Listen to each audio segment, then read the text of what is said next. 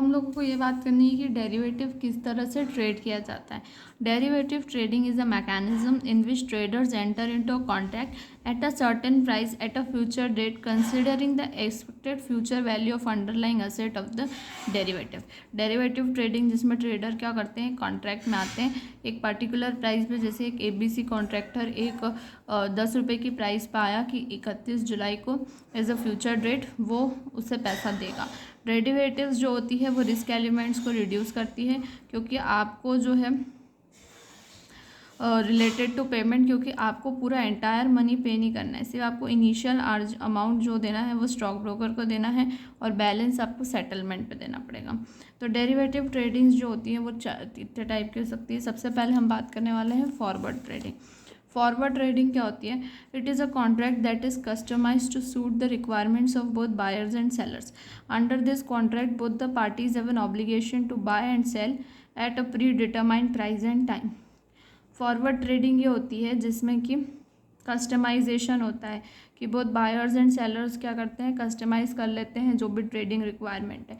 इसमें जो होगा बाइंग और सेलिंग जो होगी एक प्री डिटरमाइंड प्राइस पे होगी कि 200 रुपये पे मान लो गेहूँ खरीदे जाएंगे और 31 जुलाई को खरीदे जाएंगे, तो प्री डिटरमाइंड प्राइस और प्री डिटरमाइंड टाइम पे फॉरवर्ड ट्रेडिंग की जाएगी। Swaps trading, in this type of trading 1 lakh और cash flows is fixed and other one is variable floating known as plain vanilla slab here underlying asset could be exchange currency exchange interest rate।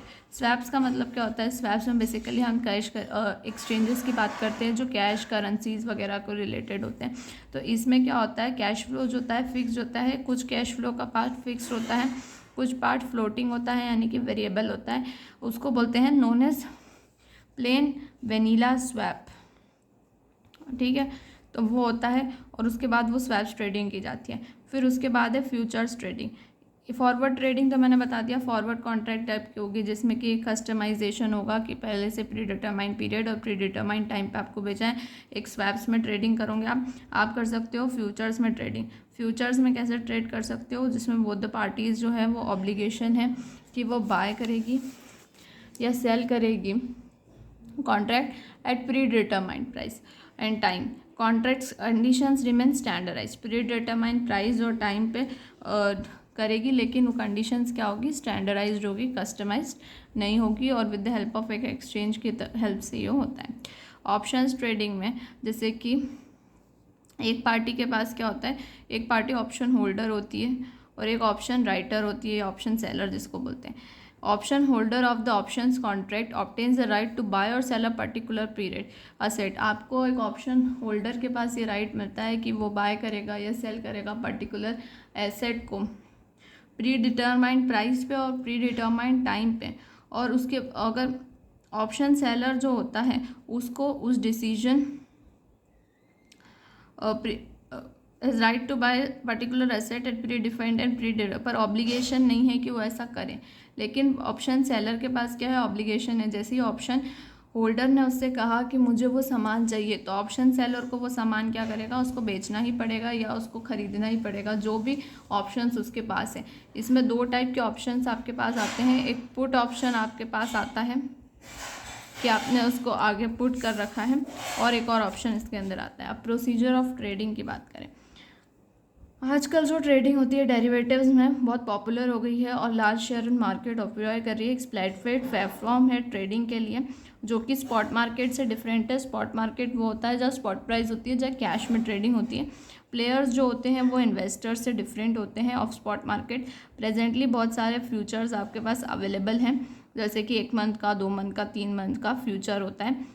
Settlement जो होता है वो future का मैंने आपको बताया कि last Thursday of the every month होता है, जब भी कॉन्ट्रैक्ट कन्वर्ट होता है, कंप्लीट होता है लास्ट थर्सडे। अगर 2 पार्टीज ट्रेडिंग में इन्वॉल्व हैं जिसमें वो कॉन्ट्रैक्ट बना रही है, जिसमें डेट ऑफ कॉन्ट्रैक्ट बताया है, डेट ऑफ फाइनेंशियल सेटलमेंट बताया और specific that is execution date with specific amount, since in the derivative investor has a time gap for payment, therefore in order to reduce risk element futures and options are required to place some fixed amount known as margins। Margin मैंने बताया, margin money का खेल होता है, या तो margin आप दोगे ब्रोकर को या तो मार्जिन आपको एक्सचेंज को भी देनी पड़ेगी। Now when the time period is completed, purchaser जो एग्जीक्यूट कर रहा है कॉन्ट्रैक्ट वो प्राइस का पेमेंट करता है जो भी at the time of contract decide है। लेकिन अगर पार्टी जो होती है वो देती नहीं है, देन वो उसकी मार्जिन मनी उसको दे देगा। द इन्वेस्टर में ऑल्सो भी रिक्वायर्ड टू पे additional margin if it is impose by exchange. Following are some important points regarding trading of derivatives in Indian market. कुछ पॉइंट्स है, देखते हैं।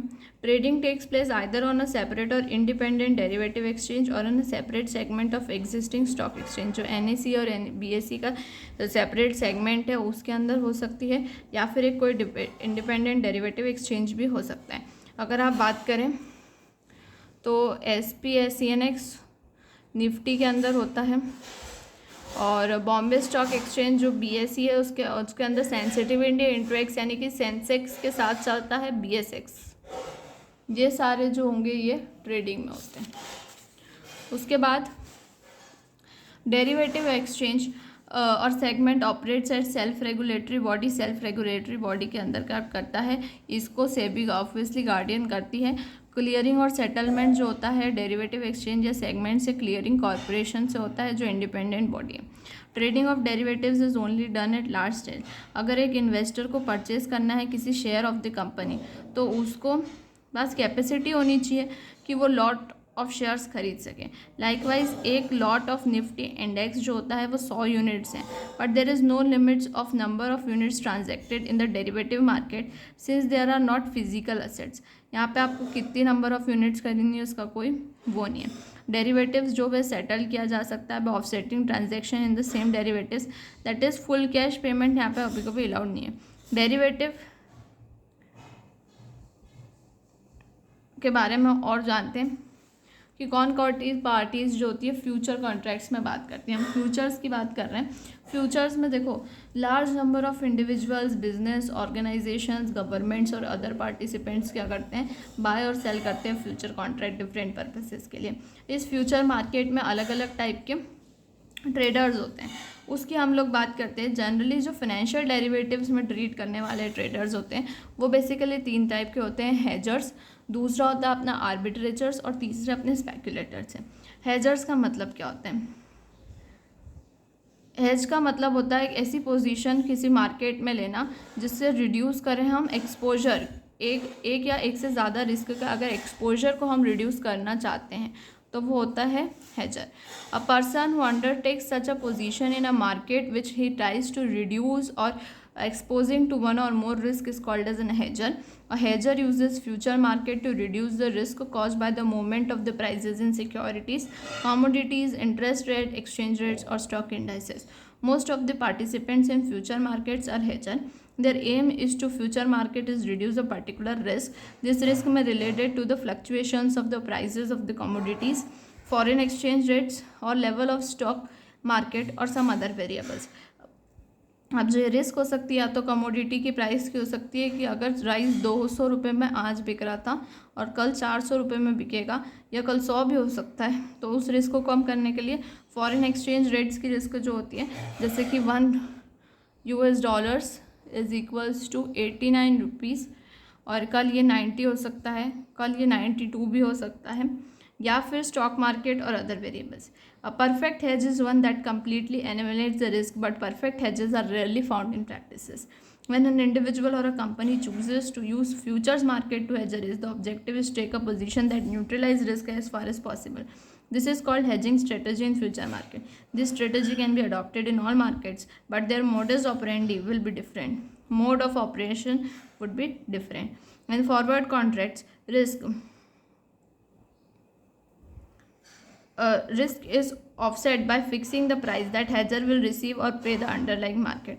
फॉरवर्ड्स में क्या होता है, आप फॉरवर्ड कॉन्ट्रैक्ट्स में किस तरह से हेजिंग करते हो क्योंकि आप प्राइस पहले से फिक्स कर देते हो, तो हेजर जो होता है वो रिसीव या पे करेगा द अंडरलाइंग असेट। और फ्यूचर मार्केट में इन्वेस्टर्स जो होते हैं वो एडवांटेज ले सकते हैं from price movements that are favourable. जो फेवरेबल प्राइस मूवमेंट्स है उससे जो है फ्यूचर्स में आप ले सकते हो। और ऑप्शंस में इंश्योरेंस होता है जो कि इन्वेस्टर्स को प्रोटेक्ट करता है एडवर्स प्राइस मूवमेंट से। तो अगर हम फॉरवर्ड्स की बात करें तो फॉरवर्ड्स में हम लोग पहले से डिसाइड कर लेते हैं, तो इस अंडरलाइंग एसेट की ये प्राइस होगी। फ्यूचर्स में से तो प्राइस मूवमेंट जो फेवरेबल होंगे उससे आप रिस्क ले सकते हो, मतलब आप अपनी पोजीशन को कभी लॉन्ग करोगे कभी शॉर्ट करोगे। तो सिमिलरली जब मार्केट आपको सही दिख रहा है तो आप उसको शॉर्ट कर सकते हो, यानी कि आप सेल कर सकते हो, लॉन्ग कर सकते हो, उस तरह से आप कमा सकते हो। ऑप्शंस में आपके जो रिस्क है वो इंश्योरेंस से प्रोटेक्ट होगी। नेक्स्ट हम बात करेंगे टाइप्स ऑफ हेजर्स। एक लॉन्ग हेजर्स होते हैं, एक शॉर्ट हेजर्स होते हैं। लॉन्ग हेजर्स का मतलब ये होता है जो लॉन्ग पोजीशन लेते हैं फ्यूचर कॉन्ट्रैक्ट्स में। A long hedge is appropriate जब कंपनी जो जानती है कि it will have to purchase a certain asset in future and wants to lock in a price for now. For example company को 10,000 kilo copper चाहिए 3 महीने के लिए, अभी स्पॉट प्राइस है 200 पर kg,